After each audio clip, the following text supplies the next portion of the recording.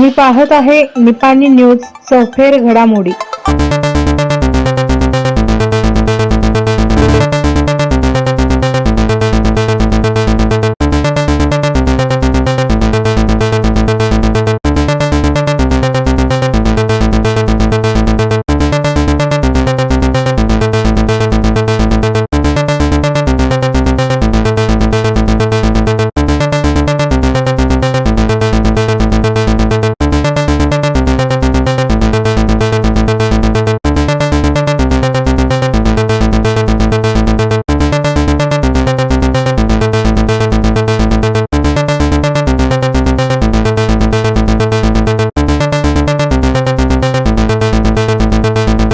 ಪ್ರಿಯಾಂಕಾ ಸತೀಶ್ ಜಾರಕಿಹೊಳಿ ಅವರೇ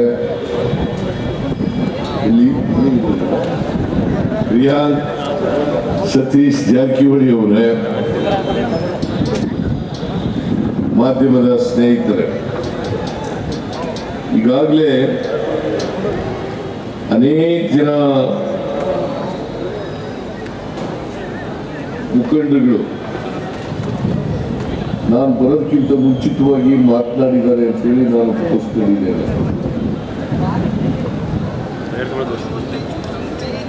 ನಾನು ಬಂದ ಮೇಲೂ ಕೂಡ ಸತೀಶ್ ಜಾರಕಿಹೊಳಿ ಅವರು, ಪ್ರಕಾಶ್ ಹುಕ್ಕೇರಿಯವರು ಮಾತನಾಡಿದ್ದಾರೆ. ಎಲ್ಲರೂ ಕೂಡ ನಮ್ಮ ಅಭ್ಯರ್ಥಿ ಪ್ರಿಯಾಂಕಾ ಸತೀಶ್ ಜಾರಕಿಹೊಳಿ ಅವರಿಗೆ, ಕುಮಾರಿ ಇವರಿಗೆ ಈ ಲೋಕಸಭಾ ಕ್ಷೇತ್ರದ ಮತದಾರರು, ಚಿಕ್ಕೋಡಿ ಲೋಕಸಭಾ ಕ್ಷೇತ್ರದ ಮತದಾರರು ಆಶೀರ್ವಾದ ಮಾಡಬೇಕು ಅಂತೇಳಿ ನಿಮ್ಮಲ್ಲಿ ಮನವಿಯನ್ನು ಮಾಡಿದ್ದಾರೆ. ನಾನು ಕೂಡ ನಿಮ್ಮ ಬಳಿ ಬಂದಿರತಕ್ಕಂಥದ್ದು ನಮ್ಮ ಅಭ್ಯರ್ಥಿ ಪರವಾಗಿ ತಾವು ಈ ಸಾರಿ ಆಶೀರ್ವಾದ ಮಾಡಬೇಕು, ಅವರನ್ನ ಲೋಕಸಭೆಗೆ ಕಳಿಸಿಕೊಡಬೇಕು ಅಂತೇಳಿ ನಿಮ್ಮಲ್ಲಿ ಮನವಿ ಮಾಡಲಿಕ್ಕೋಸ್ಕರ ಬಂದಿದ್ದೇನೆ. 7ನೇ ತಾರೀಕು ನಡೀತಕ್ಕಂಥ ಲೋಕಸಭಾ ಚುನಾವಣೆ ಬಹಳ ಮಹತ್ವದ ಚುನಾವಣೆ ಅಂತೇಳಿ ನೀವೆಲ್ಲರೂ ಕೂಡ ಅರ್ಥ ಮಾಡ್ಕೊಂಡಿದ್ದೀರಿ ಅಂತಕ್ಕಂಥದ್ದು ನನ್ನ ಭಾವನೆ. ಯಾಕಂತಂದ್ರೆ ಇವತ್ತು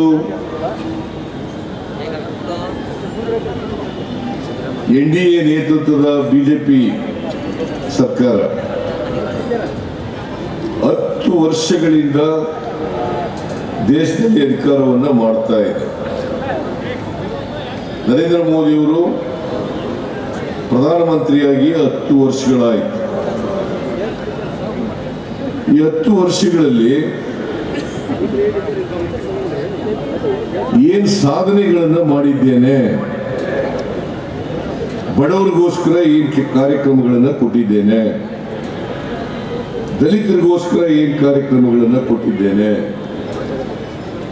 ಹಿಂದುಳಿದವರಿಗೋಸ್ಕರ ಏನು ಕಾರ್ಯಕ್ರಮ ಕೊಟ್ಟಿದ್ದೇನೆ, ಅಲ್ಪಸಂಖ್ಯಾತರಿಗೋಸ್ಕರ ಏನು ಕಾರ್ಯಕ್ರಮ ಕೊಟ್ಟಿದ್ದೇನೆ, ಮಹಿಳೆಯರಿಗೆ ಏನು ಕಾರ್ಯಕ್ರಮ ಕೊಟ್ಟಿದ್ದೇನೆ, ರೈತರಿಗೆ ಏನು ಕಾರ್ಯಕ್ರಮ ಕೊಟ್ಟಿದ್ದೀನಿ ಅಂತಕ್ಕಂಥದ್ದನ್ನ ಜನತೆಯ ಮುಂದೆ ಇಡಬೇಕಾಗಿರ್ತಕ್ಕಂಥದ್ದು ನರೇಂದ್ರ ಮೋದಿಯವರ ಕರ್ತವ್ಯ ಅಂತೇಳಿ ನಾನು ಭಾವಿಸ್ಕೊಂಡಿದ್ದೇನೆ. ಆದರೆ ಎಲ್ಲೂ ಕೂಡ ನರೇಂದ್ರ ಮೋದಿಯವರು ಅವರ ಸಾಧನೆಗಳನ್ನು ಜನರ ಮುಂದೆ ಇಡ್ತಕ್ಕಂಥ ಪ್ರಯತ್ನವನ್ನ ಮಾಡ್ತಾನೇ ಇಲ್ಲ. ಎಲ್ಲೂ ಕೂಡ ಸಾಧನೆಗಳನ್ನು ಪ್ರಯತ್ನ ಮಾಡ್ತಾ ಇಲ್ಲ. ಯಾಕಂತಂದ್ರೆ ಬಡವರಿಗೆ, ದಲಿತರಿಗೆ, ಹಿಂದುಳಿದವರಿಗೆ, ಮಹಿಳೆಯರಿಗೆ, ಅಲ್ಪಸಂಖ್ಯಾತರಿಗೆ, ರೈತರಿಗೆ ಅವರು ಈ 10 ವರ್ಷಗಳಲ್ಲಿ ಏನೂ ಕೂಡ ಕಾರ್ಯಕ್ರಮಗಳನ್ನು ಮಾಡಿಲ್ಲ. ಇವತ್ತು ನಿಮಗೆ ನಾನು ಜ್ಞಾಪಿಸಲಿಕ್ಕೆ ಬಯಸ್ತಾ ಇದ್ದೇನೆ. ನರೇಂದ್ರ ಮೋದಿಯವರು 2014ರಲ್ಲಿ ಪ್ರಧಾನಮಂತ್ರಿ ಆದರು. 2014ರಲ್ಲಿ ಈ ದೇಶದ ಜನತೆಗೆ ಏನೆಲ್ಲ ಭರವಸೆಯನ್ನ ಕೊಟ್ಟಿದ್ರು, ಆ ಭರವಸೆಗಳನ್ನು ಈಡೇರಿಸತಕ್ಕಂಥ ಪ್ರಾಮಾಣಿಕ ಪ್ರಯತ್ನವನ್ನು ಮಾಡಿದ್ದಾರ. ಇದು ಇವತ್ತು ನೀವು ಚರ್ಚೆ ಮಾಡಬೇಕಾಗಿರ್ತಕ್ಕಂಥ ವಿಚಾರ. ನರೇಂದ್ರ ಮೋದಿಯವರು ಹೇಳಿದ್ರು 2014ರಲ್ಲಿ ಲೋಕಸಭಾ ಚುನಾವಣೆ, 2014ರ ಲೋಕಸಭಾ ಚುನಾವಣೆಗಿಂತ ಮುಂಚಿತವಾಗಿ ವಿದೇಶದಲ್ಲಿ ಕಪ್ಪು ಹಣ ಇದೆ. ಕಾಂಗ್ರೆಸ್ನ ನಾಯಕರುಗಳು, ಕೈಗಾರಿಕೋದ್ಯಮಿಗಳು ₹1 ಕೂಡ ಹೆಚ್ಚಾಗಲಿಲ್ಲ. ಅದಕ್ಕೆ ಬದಲಾಗಿ ರೈತರ ಖರ್ಚು ಹೆಚ್ಚಾಯಿತು. 2 ಪಟ್ಟು 3 ಪಟ್ಟು ರೈತರ ಖರ್ಚು ಜಾಸ್ತಿ ಆಯಿತು. ರೈತರು ನಿಮಗೆ ಮನವಿ ಮಾಡಿದ್ರು, ಡಿಮ್ಯಾಂಡ್ ಇಟ್ಟರು, ನಮ್ಮ ರೈತರ ಸಾಲವನ್ನು ಮನ್ನಾ ಮಾಡಿ, ರೈತರ ಸಾಲವನ್ನು ಮನ್ನಾ ಮಾಡಿ, ರೈತರು ಬೆಳೆದಂತ ಬೆಳೆಗಳಿಗೆ ನ್ಯಾಯಯುತವಾದಂತ ಬೆಲೆ ಕೊಡಿ. ಇವತ್ತವರಿಗೆ ನ್ಯಾಯಯುತವಾದಂತ ಬೆಲೆ ಕೊಡ್ಲಿಲ್ಲ.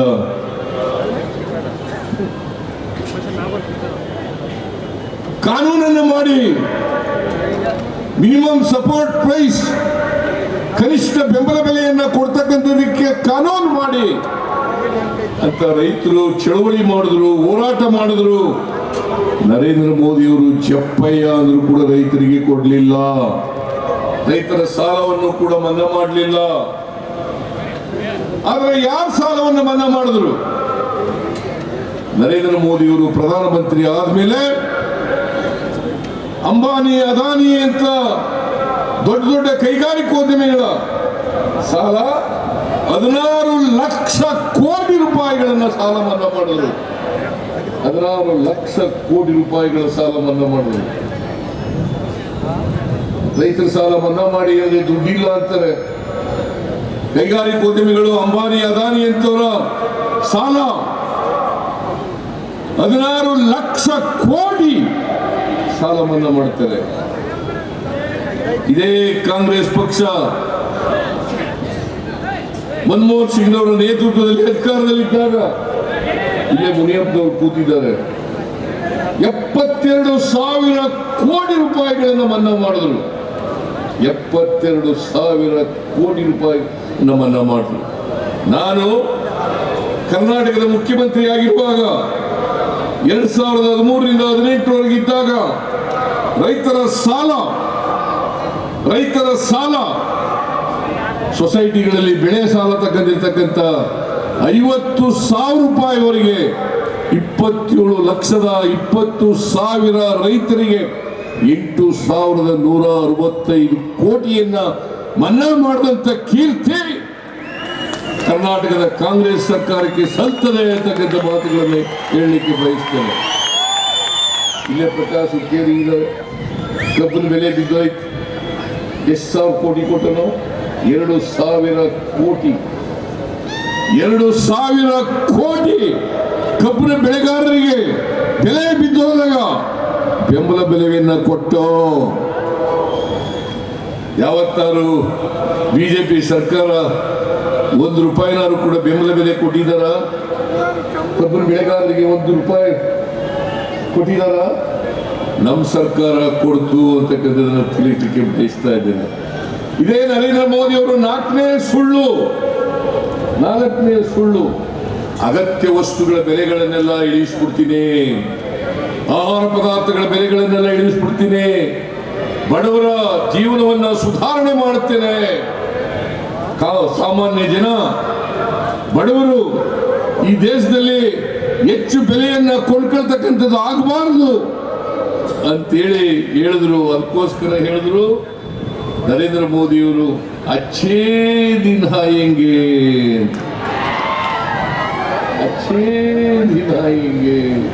ಅಂತ. ಪೆಟ್ರೋಲ್ ಬೆಲೆ ಕಡಿಮೆ ಆಯ್ತಾ? ಡೀಸೆಲ್ ಬೆಲೆ ಕಡಿಮೆ ಆಯ್ತಾ? ಅಡಿಗೆ ಎಣ್ಣೆ ಬೆಲೆ ಕಡಿಮೆ ಆಯ್ತಾ? ಗೊಬ್ಬರದ ಬೆಲೆ ಕಡಿಮೆ ಆಯ್ತಾ? ಗ್ಯಾಸ್ ಬೆಲೆ ಕಡಿಮೆ ಆಯ್ತಾ? 2014ರಲ್ಲಿ ಒಂದು ಲೀಟರ್ ಡೀಸೆಲ್ ಬೆಲೆ 48 ರೂಪಾಯಿ. ನರೇಂದ್ರ ಮೋದಿ ಪ್ರಧಾನಮಂತ್ರಿ ಆದಾಗ 1 ಲೀಟರ್ ಡೀಸೆಲ್ ಬೆಲೆ 48 ರೂಪಾಯಿ. ಇವತ್ತೆಷ್ಟು? 90-95 ರೂಪಾಯಿ. 90-95 ರೂಪಾಯಿ. 1 ಲೀಟರ್ ಪೆಟ್ರೋಲ್ ಬೆಲೆ 2014ರಲ್ಲಿ ನರೇಂದ್ರ ಮೋದಿ ಪ್ರಧಾನಮಂತ್ರಿ ಆದಾಗ 70 ರೂಪಾಯಿ. ಇವತ್ತು 100-105 ರೂಪಾಯಿ. ಇನ್ನು ಹೆಚ್ಚಾಗಿ ಕಡಿಮೆ ಆಗಿ ಚುನಾವಣೆಗೋಸ್ಕರ ಕಡಿಮೆ ಮಾಡಿದ್ರು, ಮತ್ತೆ ಹೆಚ್ಚಾಗ್ತದೆ. ಹೆಮ್ಮೆ ವಿಷಯ ಇನ್ನೊಂದಿದೆಯಾ? ಇದಕ್ಕಿಂತ ಸರ್ಕಾರಕ್ಕೆ ಖುಷಿ ಕೊಡ್ತಕ್ಕಂಥ ವಿಷಯ ಇನ್ನೊಂದಿದೆಯಾ? ಅದಾದ್ಮೇಲೆ ಅನ್ನಭಾಗ್ಯ ಕಾರ್ಯಕ್ರಮ ಜುಲೈ ತಿಂಗಳಲ್ಲಿ ವಿಧಾನಸೌಧದಲ್ಲಿ ಚಾಲನೆಯನ್ನು ಕೊಟ್ಟು ಅನ್ನಭಾಗ್ಯ ಕಾರ್ಯಕ್ರಮ ನಾವು ಪ್ರಯಾಣ ಮಾಡ್ತಿದ್ದಾಗ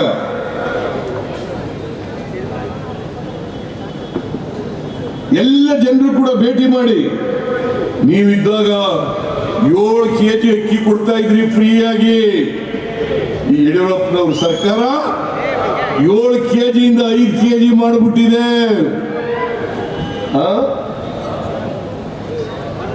5 kg ಮಾಡಿಬಿಟ್ಟಿದೆ. 2 kg ಕಡಿಮೆ ಮಾಡಿಬಿಟ್ಟಿದ್ದಾರೆ. ನಾನು ವಿಧಾನಸೌಧದಲ್ಲಿ ಪ್ರಸ್ತಾಪ ಮಾಡಿದೆ, ಮಿಸ್ಟರ್ ಯಡಿಯೂರಪ್ಪ, ಬಡವರು ಹೊಟ್ಟೆ ಮೇಲೆ ಹೊಡಿಬೇಡ, 7 kgನೇ ಕೊಡ್ರಿ, 5 kg ಮಾಡಬೇಡಿ ಅಂತ ಹೇಳಿದೆ. ಯಡಿಯೂರಪ್ಪ ಜಪ್ಪಯ್ಯ ಅಂದ್ರೂ ಕೂಡ ಒಪ್ಪಲಿಲ್ಲ. ಅದಕ್ಕೆ ನಾನು DK ಶಿವಕುಮಾರ್, ಕಾಂಗ್ರೆಸ್ ಪಕ್ಷ ಜನರಿಗೆ ಭರವಸೆಯನ್ನ ಕೊಟ್ಟು ಕಾಂಗ್ರೆಸ್ ಪಕ್ಷ ಅಧಿಕಾರಕ್ಕೆ ಬಂದ್ರೆ 5 kg ಜೊತೆಗೆ ಇನ್ನ 5 kg ಕೊಡ್ತೀವಿ ಅಂತ ಹೇಳಿ 10 kg ಅಕ್ಕಿ ಕೊಡ್ತೀವಿ ಅಂತ ಹೇಳಿದ್ರು. ನಾನು ಕೂಡಲೇ ಅಧಿಕಾರಕ್ಕೆ ಬಂದ ಮೇಲೆ ಫುಡ್ ಕಾರ್ಪೊರೇಷನ್ ಆಫ್ ಇಂಡಿಯಾದವ್ರು ಕರೆದು, ಮುನಿಯಪ್ಪನವರು ಕೂಡ ಇದ್ರು, ಕರೆದು ಅಕ್ಕಿ ಕೊಡಕ್ಕಾಗ್ತದ, ದುಡ್ಡು ಕೊಡ್ತೀವಿ, ಅಕ್ಕಿ ಕೊಡ್ರಿ ಅಂತ ಹೇಳಿದ್ರು. ದುಡ್ಡು ಕೊಡ್ತೀವಿ, 34 ರೂಪಾಯಿ 1 kgಗೆ ಕೊಡ್ತೀವಿ, ಪುಕ್ಕಟೆ ಕೊಡಬೇಡಿ, ನಮಗೆ ಕೊಡ್ರಿ ಅಕ್ಕಿನ ಅಂತ ಹೇಳಿದ್ರು. ಅವ್ರು ಒಪ್ಕೊಂಡ್ರು, ಅಕ್ಕಿ ಕೊಡ್ತೀವಿ, ನಮ್ಮ ಹತ್ರ ಬೇಕಾದಷ್ಟು ದಾಸ್ತಾನ್ ಇದೆ, ಅಕ್ಕಿ ಕೊಡ್ತೀವಿ ಅಂತ ಹೇಳಿದ್ರು. ಆಮೇಲೆ 3 ದಿನದ ಮೇಲೆ ಪತ್ರ ಬರೆದ್ರು, ಅಕ್ಕಿ ಕೊಡಕ್ಕಾಗಲ್ಲ. ನಾನು ಮುನಿಯಪ್ಪನವ್ರನ್ನ ಕಳಿಸ್ಕೊಟ್ಟೆ ಡೆಲ್ಲಿಗೆ ಹೋದ್ರು. ಪಿಯೂಷ್ ಚಾವ್ಲಾ ಅವ್ರನ್ನ ಭೇಟಿ ಮಾಡಿದ್ರು, ಅಕ್ಕಿ ಕೊಡಿ, ದುಡ್ಡು ಕೊಡ್ತೀವಿ ಅಂತ ವಾಗದ್ರು ಕೂಡ ಕೊಡ್ಲಿಲ್ಲ. ಬಡವರಿಗೆ ಕೊಡಬೇಕು, ಬಡವರು 3 ಹೊತ್ತು ಊಟ ಮಾಡಬೇಕು, ಯಾರು ಕೂಡ ಹಸಿದು ಮಲಗಬಾರದು, ಕರ್ನಾಟಕ ಹಸಿವು ಮುಕ್ತ ರಾಜ್ಯ ಆಗಬೇಕು ಅಂತೇಳಿ ಎಷ್ಟೇ ಪರಿಪರಿಯಾಗಿ ಬೇಡದ್ರು ಕೂಡ ಕೊಡ್ಲಿಲ್ಲ. ನಾನು ಪಂಜಾಬ್ನವ್ರ ಜೊತೆ ಮಾತಾಡಿದೆ, ಛತ್ತೀಸ್ಗಢದವ್ರ ಜೊತೆ ಮಾತಾಡಿದೆ, ತೆಲಂಗಾಣದವ್ರ ಜೊತೆ ಮಾತಾಡಿದೆ, ಮುನಿಯಪ್ಪನವರು ಕೂಡ ಮಾತಾಡಿದ್ರು, ಆಂಧ್ರದವ್ರ ಜೊತೆ ಮಾತಾಡಿದೆ, ಎಲ್ಲೂ ಅಕ್ಕಿ ಸಿಕ್ಲಿಲ್ಲ. ಅಕ್ಕಿ ಕೊಡಬೇಡ ಅಂತ ಹೇಳಿದವ್ರು ಯಾರು ಗೊತ್ತಾ? ಇದೇ ನರೇಂದ್ರ ಮೋದಿಯವರ ಸರ್ಕಾರ. ಅಕ್ಕಿ ಕೊಡಬೇಡಿ ಅಂತ ಹೇಳಿ ಫುಡ್ ಕಾರ್ಪೊರೇಷನ್ ಆಫ್ ಇಂಡಿಯಾಗೆ ಹೇಳಿ ಬಡವರಿಗೆ ಕೊಡ್ತಕ್ಕಂಥ ಅಕ್ಕಿಗೆ ಕಲ್ಲು ಹಾಕಿದ್ರಲ್ಲ, ಇವರು ಮನುಷ್ಯರ ಅಂತಕ್ಕಂಥದ್ದನ್ನ ನೀವು ಅರ್ಥ ಮಾಡ್ಕೋಬೇಕಾಗ್ತದೆ. ಯಾಕಂತಂದ್ರೆ ಬಡವರಿಗೆ 10 kg ಅಕ್ಕಿ ಕೊಟ್ಬಿಟ್ರೆ ಎಲ್ಲ ಬಡವರು ಕೂಡ ಕಾಂಗ್ರೆಸ್ ಪರ ಆಗ್ಬಿಡ್ತಾರೆ, ಸಿದ್ದರಾಮಯ್ಯನ ಪರ ಆಗ್ಬಿಡ್ತಾರೆ ಅಂತೇಳಿ ಅಕ್ಕಿ ಕೊಡ್ಲಿಲ್ಲ. ನಿಮಗೆ ಕೋಪ ಬರ್ತದೆ ಇಲ್ಲ? ಅದರಿಂದ ನಾವು ಅಕ್ಕಿ ಕೊಡದೆ ಹೋದ್ರಿಂದ ನಾವು ಅಕ್ಕಿ ಸಿಕ್ಲಿಲ್ಲ. ಅದಕ್ಕೋಸ್ಕರ ಕ್ಯಾಬಿನೆಟ್ ನಲ್ಲಿ ತೀರ್ಮಾನ ಮಾಡೋದು, ಅಕ್ಕಿ ಬದಲು 5 kgಗೆ ದುಡ್ಡು ಕೊಟ್ಬಿಡೋಣ. 1 kg ಅಕ್ಕಿಗೆ 34 ರೂಪಾಯಿನಂತೆ, ಒಬ್ಬರಿಗೆ 5 kg 170 ರೂಪಾಯಿ ಇವತ್ತು ಕೊಡ್ತಾ ಇದ್ದೀವ ಇಲ್ಲ? ಕೊಡ್ತಾ ಇದೀವೋ ಇಲ್ಲ? 170 ರೂಪಾಯಿ ಕೊಡ್ತಾ ಇದ್ದೀವಿ. ಅದು 170 ರೂಪಾಯಿ ಬಡವರಿಗೆ ಉಳಿತಾಯ ಆಗ್ತಾ ಇದೆ, ಅವ್ರ ಅಕೌಂಟ್ಗೆ ಹಾಕ್ತಾ ಇದ್ದೀವಿ. ಆಮೇಲೆ ಗೃಹ ಜ್ಯೋತಿ ಜುಲೈ ತಿಂಗಳಲ್ಲಿ ಅದೇ ಕಲಬುರಗಿನಲ್ಲಿ ನಾವು ಅದಕ್ಕೆ ಚಾಲನೆಯನ್ನು ಕೊಟ್ಟು ಮಲ್ಲಿಕಾರ್ಜುನ ಖರ್ಗೆ ಅವರು, D K Shivakumar, K J George ಅವರೆಲ್ಲರೂ ಕೂಡ ಇದ್ರು. 200 ಯೂನಿಟ್ ವರೆಗೆ ಯಾರು 200 ಯೂನಿಟ್ ಒಳಗಡೆ ಬಳಸ್ತಾರೆ, ವಿದ್ಯುತ್ ಅನ್ನ ಬಳಸ್ತಾರೆ, ಅವರಿಗೆ ಉಚಿತವಾಗಿ ವಿದ್ಯುತ್ ಅನ್ನ ಕೊಡ್ತಕ್ಕಂಥ ತೀರ್ಮಾನ ಮಾಡೋದು. ಈಗ ವಿದ್ಯುತ್ 1000 ರೂಪಾಯಿ, 1,24,000 ರೂಪಾಯಿ. ನಿರುದ್ಯೋಗಿ ಯುವಕರಿಗೆ ಅಪ್ರೆಂಟಿಸ್ಶಿಪ್ 1,00,000 ರೂಪಾಯಿ, 1,00,000 ರೂಪಾಯಿ. ರೈತರ ಸಾಲ ಸಂಪೂರ್ಣ ಮನ್ನಾ, ರೈತರ ಸಾಲ ಸಂಪೂರ್ಣ ಮನ್ನಾ. ಸಾಲ ಮನ್ನಾ ಆಗ್ಬೇಕಾ ಬೇಡ? ಸಾಲ ಮನ್ನಾ ಆಗ್ಬೇಕಾ ಬೇಡ? ಸಂಪೂರ್ಣ ಸಾಲ ಮನ್ನಾ. ಸ್ವಾಮಿನಾಥನ್ ವರದಿ, ರೈತರು ಬೆಳೆದಂತ ಬೆಳೆಗಳಿಗೆ ನ್ಯಾಯಯುತವಾದಂತ ಬೆಲೆ ಕೊಡ್ಲಿಕ್ಕೆ ಏನ್ ಶಿಫಾರಸು ಮಾಡಿದ್ದಾರೆ ಸ್ವಾಮಿನಾಥನ್ ವರದಿ, ಅದನ್ನ ಚಾಚೂ ತಪ್ಪದೆ ಜಾರಿ ಮಾಡ್ತೀವಿ. ಅದಕ್ಕೋಸ್ಕರ MSPಗೆ ಕಾನೂನನ್ನ ತಂದು ಕಾನೂನಿನ ಚೌಕಟ್ಟಿನಲ್ಲಿ ಸೇರಿಸ್ತಕ್ಕಂಥ ಕೆಲಸವನ್ನು ಮಾಡುತ್ತೇವೆ.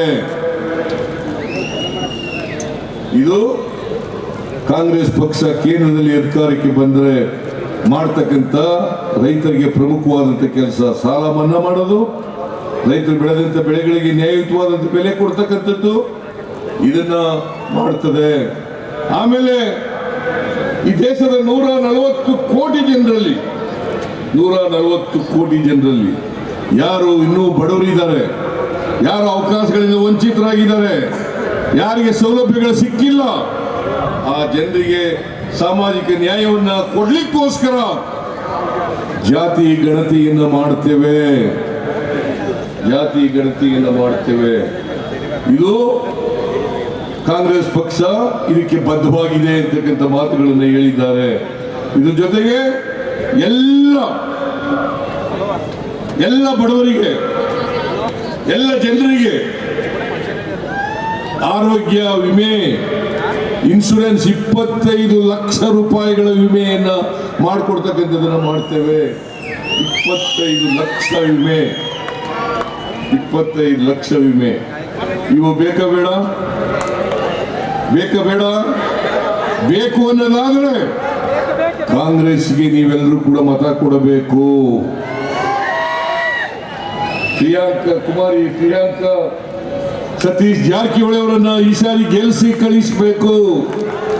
ಹೋದ ಸಾರಿ 25 ಜನ ಗೆಲ್ಸಿದ್ರಿ ಬಿಜೆಪಿನಲ್ಲಿ, 25 ಜನ ಎಂಪಿಗಳು. ಏನಾದ್ರು ಬಾಯಿ ಬಿಟ್ರೆ ಕರ್ನಾಟಕಕ್ಕೆ ಅನ್ಯಾಯ ಆದಾಗ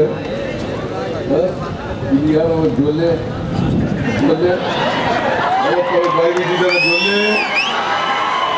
ಜೊಲ್ಲೆ ಬಾಯಿ ಬಿಟ್ಟಿದ್ದಾನ, ಅವರನ್ನು ಮತ್ತೆ ಲೋಕಸಭೆ ಕಳಿಸ್ಕೊಡ್ತೀರಾ?